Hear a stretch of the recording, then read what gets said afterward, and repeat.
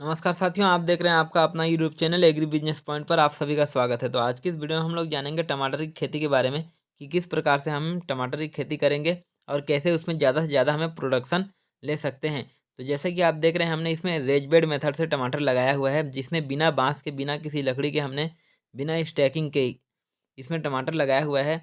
तो क्या इसमें प्रोडक्शन आता है और प्रोडक्शन अच्छा प्रोडक्शन ले सकते हैं? क्या इसमें फल ख़राब होता है या नहीं होता है? इसमें कब हमें माइक्रो न्यूट्रिएंट्स का छिड़काव करना चाहिए, कौन-कौन सी दवाओं का छिड़काव करना चाहिए?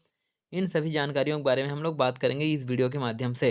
तो चलिए आगे हम लोग वीडियो में समझते हैं। तो ये जो टमाटर देख रहे हैं, लगभग इसको लगाए हुए हमें 45 दिन हो चुका है। ट्रांसप्लांटिंग के बाद इसको 45 दिन हो चुका है। जैसा कि आप देख रहे हैं, इसमें एक भी घास नहीं है। इसको इस तरीके से हमने मेंटेन किया हुआ है। तो जैसे कि आप देख रहे हैं, इसमें हमने लगभग इसमें 4 फीट का हमने रेज बेड बनाया है और बीच-बीच में हमने नालियाँ बनाकर रखा है और सभी में फल और फूल आना स्टार्ट हो चुका है। तो इस अवस्था में जब 2-4 फूल आना स्टार्ट हो जाए उसमें और फल आने से पहले, तो जैसा कि आपको वीडियो में दिखाया गया है, इस तरीके से आपको पौधे को बेड के तरफ मोड़ देना है, ताकि एक भी पौधा नाली पर ना रहे। और नाली पर रहने से क्या होता है, उसमें फल जो लगते हैं वो नाली में जो पानी आता है उसमें पानी से ख़राब हो जाता है।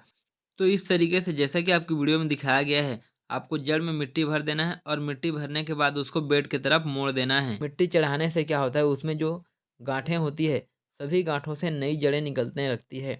तो उससे क्या होता है, पौधे का ग्रोथ जो है उसमें बढ़ जाता है, क्योंकि उसमें जो ज़मीन पर उपस्थित पोषक तत्व है या फिर जो हम लोग खाद डालते हैं, उन सभी का अवशोषण तेज़ी से करने लगता है। क्योंकि इसमें इस अवस्था में फल और फूल आने लगते हैं, तो उसको ज़्यादा पोषक तत्वों की आवश्यकता होती है। तो ज़्यादा पोषक तत्व उसको तभी मिलेगा जब उसमें जड़ों का ग्रोथ अच्छे से होगा। जब जड़ों का ग्रोथ अच्छे से होगा, तो उसमें उपस्थित सभी पोषक तत्वों को अच्छे से अवशोषित कर पाएँगे और तभी इसमें फल और फूल का विकास तेज़ी से होगा। तो यदि आप इस तरीके से टमाटर की खेती करते हैं, जैसा कि हमने इसमें बेड बनाया हुआ है लगभग 4 फीट का, तो ये जो 4 फीट चौड़ा बेड है, इसमें हम लोग क्या करते हैं, नालियों में सिर्फ़ पानी देते हैं, सिंचाई करते हैं। तो नालियों में पानी सिंचाई करने से बेड जो है वो सूखा रहता है और सिर्फ़ जो पानी है वो जड़ों को मिलता है, जड़ अवशोषित कर लेती है और ऊपर जो है सूखा रहता है, जिससे हमारा जो टमाटर जो फल इसमें लगेगा, वो फल हमें स्वस्थ प्राप्त होगा, फल जो है वो ख़राब नहीं होगा। मिट्टी के कांटेक्ट में आने से फल ख़राब नहीं होता है, तो हमारा प्रोडक्शन बढ़ जाता है। क्योंकि ज़्यादातर किसान भाइयों का टमाटर का जो फसल है वो मिट्टी के संपर्क में आने से ख़राब हो जाता है, क्योंकि जब हम लोग सिंचाई करते हैं तो उसमें फल जो है वो गलना शुरू हो जाता है, जिसकी वजह से आधा फसल जो है वो ख़राब हो जाता है। तो इसको आपको ख़राब होने से बचाने के लिए एक तो आपको इस तरीके से बेड को थोड़ा उठा कर के बनाना है। इसके अलावा इसमें आपको फंजीसाइड का छिड़काव कर देना है और यदि आप ठंड के दिन में कर रहे हैं तो उसमें सल्फ़र का छिड़काव ज़रूर करें। तो जब पौधा उसमें लगभग 15 दिन का हो जाए लगाने के बाद, तब आप उसको सब पहला जो है उसमें फंजीसाइड का छिड़काव कर सकते हैं। और फंजीसाइड का छिड़काव तब करें जब आप उसमें पानी का सिंचाई करते हैं और सिंचाई करने के बाद 2 दिन के बाद जब पानी सूख जाता है, जब उसमें हल्की सी नमी होती है, तब उस अवस्था में आपको फंजीसाइड का छिड़काव करना है, क्योंकि उसी समय पर फंगस जो है वो पनपते हैं। इसके अलावा उसमें प्लांटोमाइसिन, यदि आपको बैक्टीरियल डिजीज़ उसमें दिख रहा है, बैक्टीरियल रोग दिख रहा है स्टेम पर, तो आपको उस अवस्था में प्लांटोमाइसिन का छिड़काव करना है। यदि आपके पास उपस्थित है तो उसमें ट्राइकोडर्मा का भी छिड़काव कर सकते हैं। तो यदि आप इस तरीके से छिड़काव करते हैं, तब उसमें जो है फसल जो है हमारा स्वस्थ होगा, पौधा जो है वो स्ट्रॉन्ग होगा और उसमें ज़्यादा से ज़्यादा ब्रांचिंग होगा।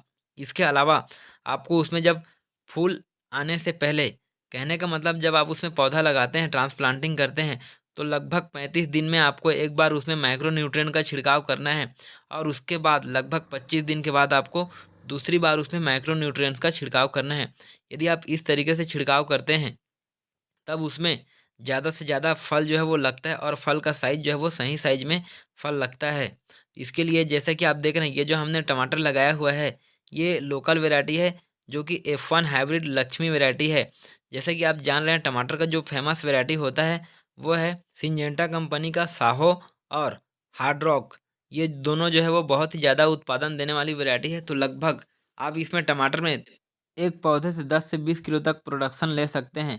निर्भर करता है आपके ऊपर कि आप किस तरीके से पौधे की देखरेख कर पाते हैं। यदि आप सही समय पर सही देखरेख कर पाते हैं, उसका सही तरीके से उसमें खाद, पानी और माइक्रो न्यूट्रिएंट्स और फंजीसाइड का छिड़काव करते हैं और उसको बीमारियों से बचा पाते हैं, तो उसमें बहुत अच्छा ग्रोथ होता है। क्योंकि टमाटर का जो पौधा होता है, उसकी प्रवृत्ति एक लता के जैसी होती है। जिस प्रकार से लताएँ निकलते जाती है, वो फैलते जाती है। हर एक गांठ से उसमें नई ब्रांचेस निकलने लगती है, ठीक उसी प्रकार से टमाटर में भी उसमें हर एक गांठ से नई शाखाएं निकलने लगती है और हर एक शाखा में लगभग उसमें 1 से 2 किलो तक उसमें फल लग जाते हैं। तो इस तरीके से टमाटर के एक पौधे से आप लगभग उसमें 300 से 400 फल ले सकते हैं और हर एक फल का साइज लगभग 80 से 100 ग्राम तक इसमें हो जाता है, जो मीडियम साइज का फल होता है। इसी तरीके से टमाटर की खेती से संबंधित किसी प्रकार की जानकारी के लिए हमें कमेंट बॉक्स पर कमेंट करके ज़रूर बताएं और वीडियो पसंद आए तो लाइक करें, हमारे चैनल को सब्सक्राइब करें। फिर मिलेंगे एक नई जानकारी के साथ नेक्स्ट वीडियो में, तब तक के लिए जय हिंद जय भारत।